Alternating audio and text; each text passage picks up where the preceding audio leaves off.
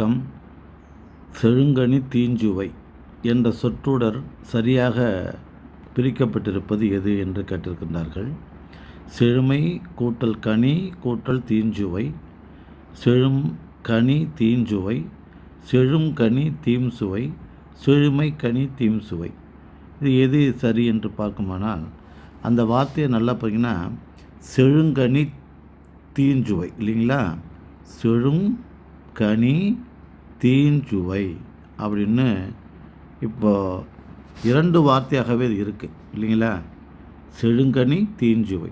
அப்போ செழுங்கனியை ரெண்டாக பிரித்தோம்னாக்கா செழுமை கனி, தேஞ்சுவையை ரெண்டாக பிரித்தோம்னா தீம் சுவை. ஏன்னா தீமை சுவைன்னு பிரிக்க முடியாது, தீம்னா இனிமைன்னு அர்த்தம். எனவே இதை போன்ற நீண்ட சொற்றொடராக கொடுத்து உங்களை பிரிக்க சொன்னாங்கன்னா கொஞ்சம் கூட கவலைப்படாதீங்க.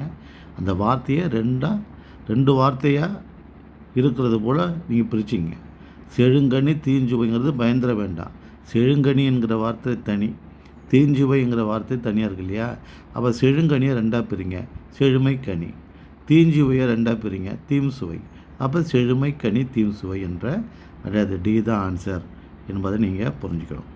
அப்போது இதுலேருந்து என்ன தெரியுதுன்னா, எந்த ஒரு விடையையும் நாம் நுணுக்கமாக பார்த்தோம்னா எந்த விதமான தவறு இல்லாமல் நம்ம பிரிச்சிடலாம். அதனால் பிரித்து எழுதுக அப்படிங்கிறது கொஞ்சம் பொருள் வருவது போலையும் பிரித்து எழுதணும். இப்போ தீம் சுவையை தீமை சுவைன்னு பிரிக்கக்கூடாது. செழுங்கனியை எப்படி செழுமை கனின்னு பிரிக்கிறோமோ அதே போல் தீஞ்சுவையை தீமை சுவைன்னு பிரிக்கக்கூடாது. ஏன்னா தீம்னா அங்கே இனிமைன்னு அர்த்தம்.